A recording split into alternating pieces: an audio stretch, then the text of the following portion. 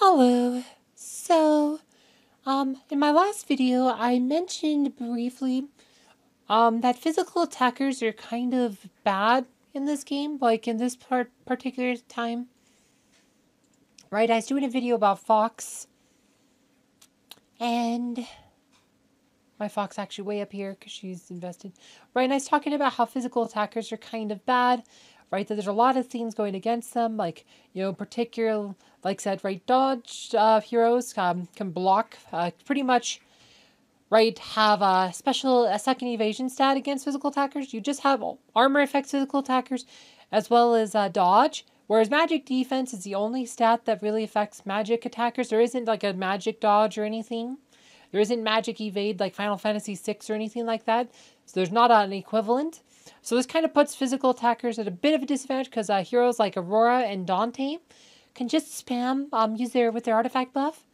They buff dodge for the entire team, and Rice said if you use Kane Patron, you get a bunch of extra energy so they can use their ults repeatedly. Heidi can too, to a degree, but Heidi sits in the back line, so he doesn't get quite as many opportunities to spam dodge. So, right, and it doesn't matter. The thing about dodge is that it doesn't really matter how much armor pen you have. Armor pen doesn't affect dodge. So it's like if they have high dodge, you will always mitigate a portion of incoming physical damage. So that puts physical attackers at a disadvantage. The other thing that I mentioned that puts physical attackers at a disadvantage is the fact that physical attack buffs are only 21,357, right? Which is kind of unusual. If you go to a magic attack hero, it's 32k. 21,357 versus 32. Right, magic defense is 32. But armor is also 32. So, right, you need more physical attack buffs to overcome an armor buff, whereas magic attack buffs are 1-to-1. So that puts the physical attackers at disadvantage. But the other thing on Nebula is that her equilibrium skill also buffs physical attackers quite a bit less than magic attackers. Has a different formula. It's only 100% versus 150%, and there's a smaller bonus as well. So this also puts physical attackers kind of at a disadvantage because, right, so there's just all these things working against them. And this extends into some of the pets as well. So if we go to pets, right, if you look at the stats on pets, wrong one. So stats on pets. So if you go to any of the magic pets, right, you look at the stats here. Magic attack 9957. Magic attack 9957. It's also technically it's 9957.6. If you're wondering, there's actually a 0.6 there that's not listed.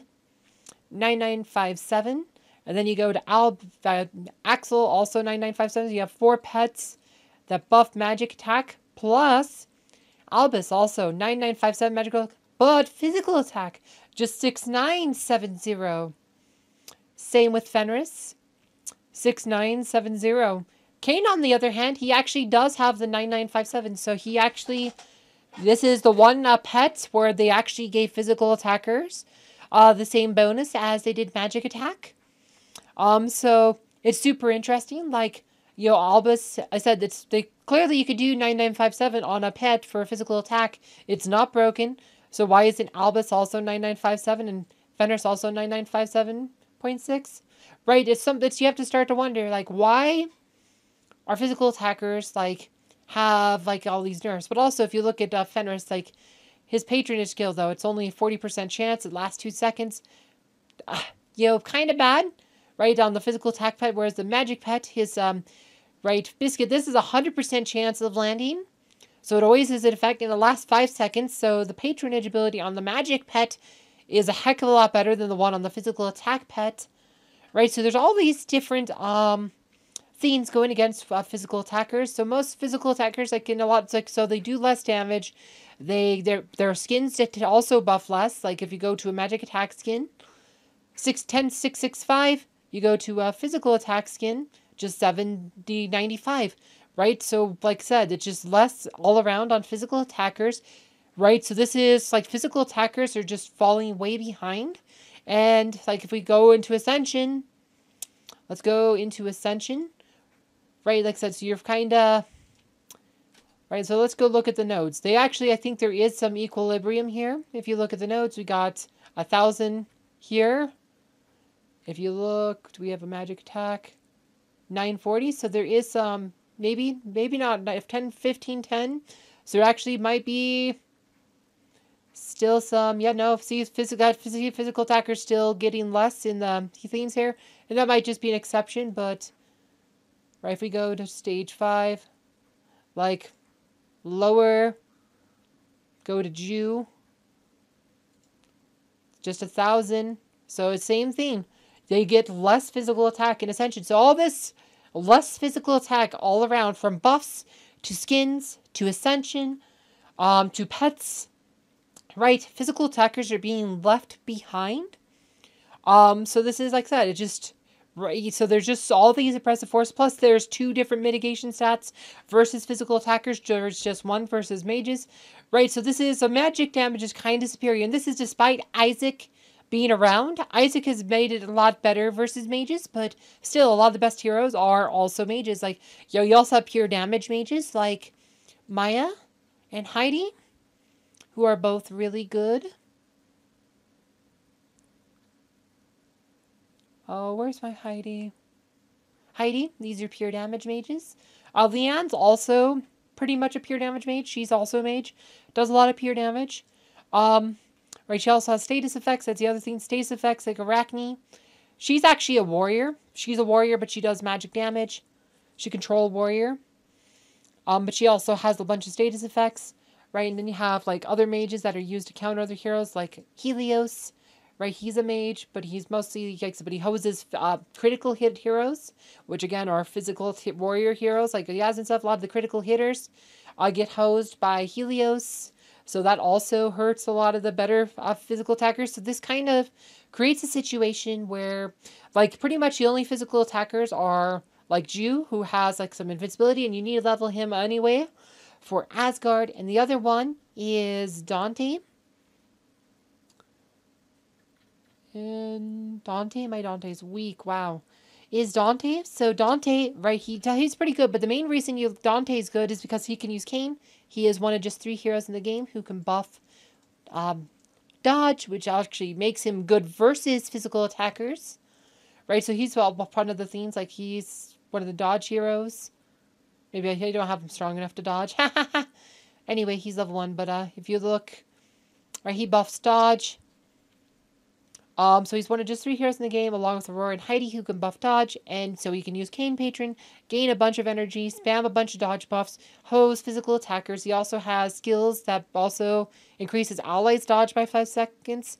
So again, this also hoses physical attackers just passively, but also, like, and I forgot to mention pets. There's more pets that hose physical attackers. Right, if you look at this, Oliver's ultimate only affects physical attackers. It's a buff versus physical attack. It only affects physical damage. Magic damage is totally... Mages don't care about Oliver. If you use Oliver's pet, mages totally ignore him. He does nothing for you. But against physical attackers, he's pretty oppressive.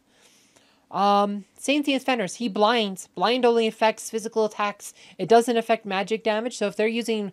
magic attacks... Well, Fenris isn't helping you anything. So he hoses physical heroes. Oliver hoses physical heroes. Right, Kain, he buffs dodge for the entire team.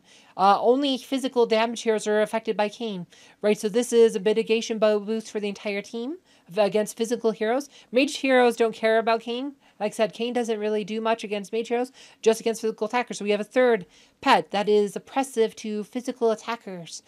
Right, so this one actually does work against both magic and physical damage, but again, like, it redistributes it. But again, like I said, but also if it's nerfs physical, yes, it does mage too. This is probably why, part of the reason why Axel is so good is it actually does something versus the mage teams. It does nothing versus pure damage, which is kind of why you're seeing a rise of heroes like Heidi and Maya. Iris is a new hero. She's kind of an anti-tank. Kind of like the new anti-tank, unlike Fox. Like, she's another, like, pure damage mage I forgot to mention earlier. So you have, like, all these things working against physical attackers. There's just a lot more factors. And physical attackers have been left behind. And I don't know what the solution is, but they are in a bad place right now. And maybe equalizing the amount of stuff you get on physical attack skins, or something, or maybe like, you know, on like skins or glyphs and stuff. Like, I think glyphs, the glyphs are no, even glyphs, look at that, glyphs, there's lower too. Lower across the board, 6,500, 4,340. So physical attackers get 2/3 of the stat, their main stat, across the board. So this is, like I said, there's just, so they've just been completely and totally left behind right there. So there's a million elements oppressing physical attackers, and there's not a lot of reason to use it. It's all about either good mages and trying to play around Isaac, or do you just use pure damage heroes? And that's the whole metagame now. It's all about pure damage or certain mages. Anyway, I hope you guys found this video informative. Thank you for watching.